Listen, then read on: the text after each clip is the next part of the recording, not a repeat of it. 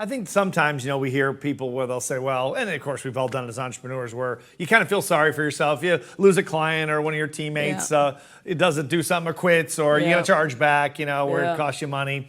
And you start to feel sorry for yourself. Yep. And I can't even imagine being a black female, the first black female Marine with a bunch of, Marines trying to get through that process, and what was going on in your mind through that whole process. You must be one tough cookie. I entered it with a little bit of naivete, right? I had 3 brothers growing up. I played the trombone. I got an ROTC when I was in college. I became a police officer. First woman of color to ride motorcycles on the department.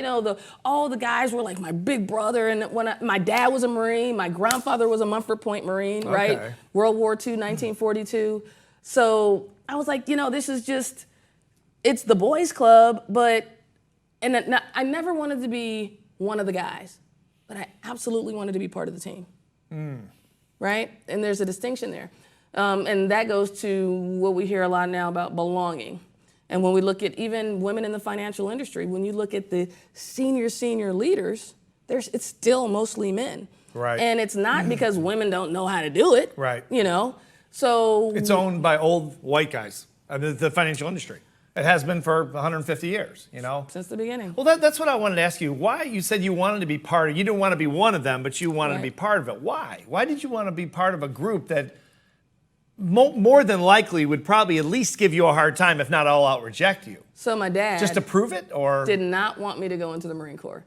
He said, baby, and he's 3 tours Vietnam, by the way, right? He said, I don't want you to go in because I saw how women were treated. And I said, well, Dad, if I don't, who will?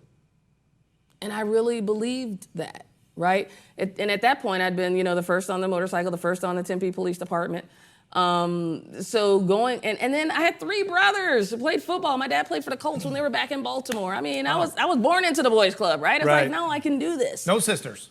No sisters. No sisters. Right, okay. right. No sisters. And it absolutely worked to my advantage that I believed I could. Like when we look at all the teachings of Bob, right, Bob Proctor, and the stuff above the line and below the line and how all of that stuff works, just the belief and the knowing that you can. Even if everybody else thought it was impossible and they knew you couldn't, but because you believed you can, and then you broke through this barrier with the dude running the 4-minute mile. Same thing, right? Sure. Then after that, everybody started breaking the form. Benjamin Banneker, right? Isn't that his name? Roger Bannister. Bannister. Close. Man, cut that part out, right? No. Long time ago. You know who I'm talking about, that's right? Yeah, right. But he broke a psychological barrier, right? So I still had this like protective layer of, I can do this. What do you say to people? There are a lot of people, it's an entrepreneurial kind of business, where people are out educating people, they're helping people with their finances. And a lot of times people get discouraged, like in anything else, and they feel like they can't do it, or they're not qualified, or they're not smart enough. Maybe they took a couple times to pass their exam and they feel funny about that. What do you say to those people that have that self-doubt? That's a good one. So it's the secret of, well, I won't even say what the secret is. There are only 2 ways to succeed. Period, end of story. Do you agree with me? I'm putting you on the spot. 2 ways to succeed? There are only 2 ways to succeed. That's it. Do you agree, yes or no? Depends what you say. I'm not sure what the 2 are. You're sucking me in. Right, I know what you're doing. I usually say, people say, yes, I agree. And then I was like, who doesn't agree? They raise their hand. I was like, okay, that was like 1/3 of the people. Who's just waiting to see what I'm going to say, right? Everybody raises their hand, they laugh. So, yeah. There are only 2 ways to succeed. The first time, or again. Or again, or again, or again, or again. However many agains it takes, right? So it's the secret of the reattack. So how do you get yourself, if you fail the first time or multiple times, how do you get yourself to keep going? Especially for not just women, but really anyone where they have, when they have friends and family that say, oh, you can't do this. You should keep your job. You're an engineer. You're a doctor. You're a accountant. What is this thing you're doing, this financial thing? And everyone's, maybe even their spouse is giving them a hard time. You're not making any money. You said you were going to make money. Because, like any business, you're a business person. It always takes longer, right, as an entrepreneur, to make money, to learn the business. It takes longer. It's tougher than you thought it was going to be. The clients are tougher. How do I just pick one story or one experience? Yeah. Because that's the crux of it. Number one. But what you went through is to me, so extreme. as someone on the other side that's been in the majority his whole life, where a lot of people watching this are old white guys like me. Absolutely. And we've been in the majority. You're not old. We never we never lived that side of it. You know what I mean? Right. And not only do you're born with that, which obviously, none of us were born the way we're born, but then also you walk right from the frying pan into the fire by going, I'm going to be a Marine. No, crazy, right? Yeah, I mean that's about as badass as it gets. So how would you encourage people or recommend that people get through that? You got to arm yourself with the number one, the belief in the knowing that you can. Like, do you have the potential? Do you have the capability to learn whatever it is you need to learn? Where does that belief come from, though? Oh my God. Okay, so I gotta mention Bob again. He actually asked me that question. He was like, well, Vernice, why'd you do this? And I gave him a reason. And he said, well, why'd you do that? And I gave him a reason. And he said, well, why did you have the initiative to do that? And I'm thinking. You're talking about Bob Proctor? Yeah. Okay. And I said, I don't know. And I've thought, and that was 11 years ago. To this day, we were backstage talking. And I just asked him, what advice would he give a new speaker? Someone like me, and he starts asking me all these questions, and to this day, I'm still asking myself some of those questions, right? Where did that drive, that desire come from? And I heard David Nagel talk about desire, of sire, the father, or the universe, source, right?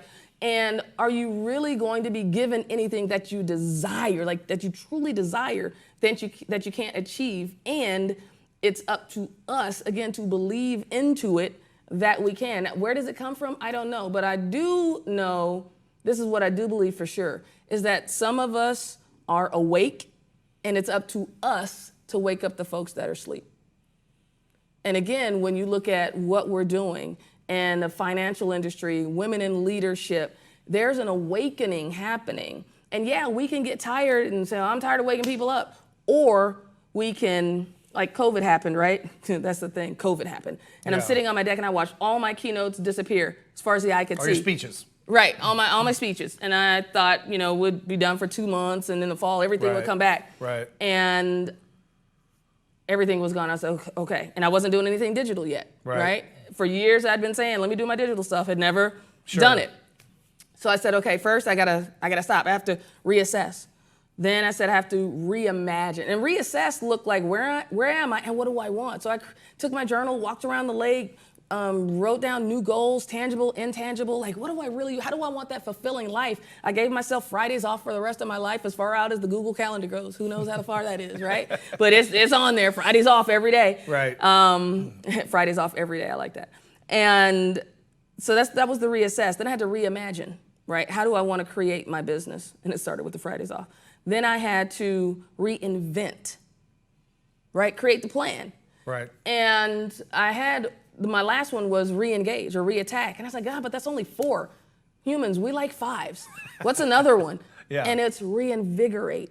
And you're talking about it right now. When you feel beat down, when you feel tired and crap has happened and your plan is destroyed, how do you get the tenacity, the grit, the gumption, the oomph, to go back? And part of it also, Steve, is the gutsy move. In your gut, that's why I'm wearing this T-shirt. That's kind of your most thing. Of people, Get gutsy, right? Absolutely. In Yeah. your gut, that's one of your brands, it's right. in a way. Yeah.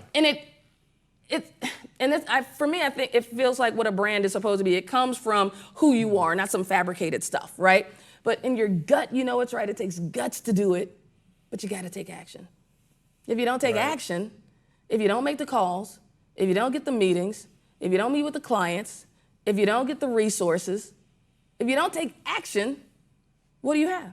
Well, let's go back to there's no question about that. So you get out of the military, and then you decide you're going to be a professional speaker. Where did you come up with that? So I was at this conference, and I was walking around, and so after I got in the military, and I had the historical accomplishments, and some schools were asking me to speak, and a couple organizations, and I remember Booz Allen flew me down to Atlanta. They said, we don't have a budget, but we'll fly you down first class and put you up in the Ritz. I've heard that I a few said, sold! times. I've heard that a few times. We don't have any money. You're thinking Booz Allen has no money? Right. Seriously? I didn't know. I was no, they're broke. I was like, what? You're going to feed me? Yeah, and then you take it, of course, right? Yeah, sure. We've all done that. Right. Yeah. So I flew down, and I was like, man, this is really Good luck getting you today with that one. Yeah.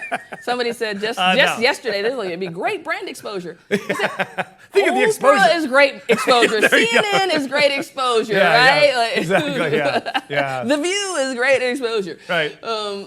Yeah, not an internal Bible study class. Yeah, okay, yeah. but I digress. What am I supposed to be talking about? Well, just how you do, I never asked you how why did I become a professional speaker? Because you started getting engagements. Well, I of was some doing kind. that, and I said, Okay. yeah, this would be great. If it ever blew up, I'd do it full time. And how did I even know about doing it full time? Well, I was now at Headquarters Marine Corps going around to all these conferences, and I'd been speaking, at some of these little things and for a Marine unit and everything, and I saw a person walk, and mind you, I was a cop.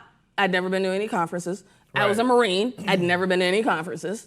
I'm a warrior, a trigger. I'm out there in the street. Right. And you In never both had a cases, business before. I never You had a an business. entrepreneur, I right. was just like out there, Right. doing what millions and millions and millions of people do every day. They Right. go to work. Right. So at this point, I'm at Headquarters Marine Corps. I'm a diversity liaison over 220,000 personnel organization, on a committee at the Pentagon. We're doing diversity for everything.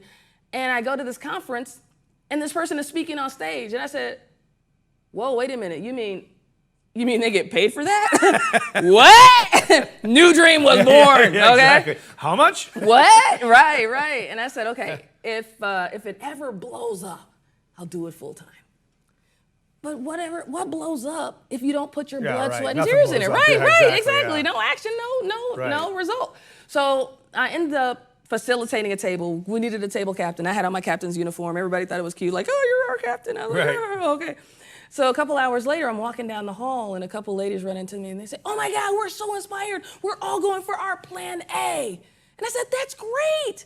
And in my head, I was thinking, okay, wait a minute. I just inspired them to go for their plan A. Right. And I'm not even going for mine. And in that moment, I said, I'm going for it. Because I was waiting for my sign. Like, when am I getting out? When am I getting out? When am I transitioning?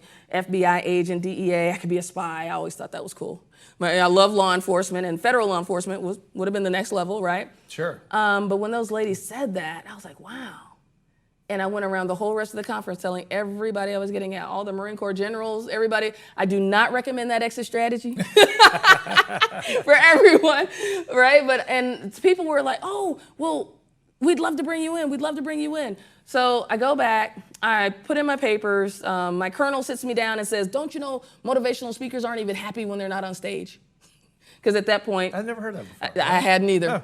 And to this day, I've never heard it again. Exactly. Yeah. But it just goes to show you what people will do to talk you out of your dream. Exactly. I was When gonna say, you go back to Yeah. a couple questions Same ago thing when our you people asked deal me. with all the time. Yeah. People Absolutely. try to talk them out of it all the time. Absolutely. Yeah. But what's for you is for you. Right. And just because somebody else can't do it doesn't mean you can't. Right. Right? Sure. So again, it goes back to the belief in self. And do you feel you have what it takes to accomplish it? And you don't have to know everything. I didn't know how to be a combat pilot before I became a combat pilot. I didn't know how to be a cop. I didn't know how to be a pilot until I chose to do it and went and figured out and got the learning, got the training, got the coaching, got the leadership on how to do it, right? So I came back, turned in my papers. Les Brown ended up inviting me down to one of his speaker trainings. It was awesome. Then I joined NSA.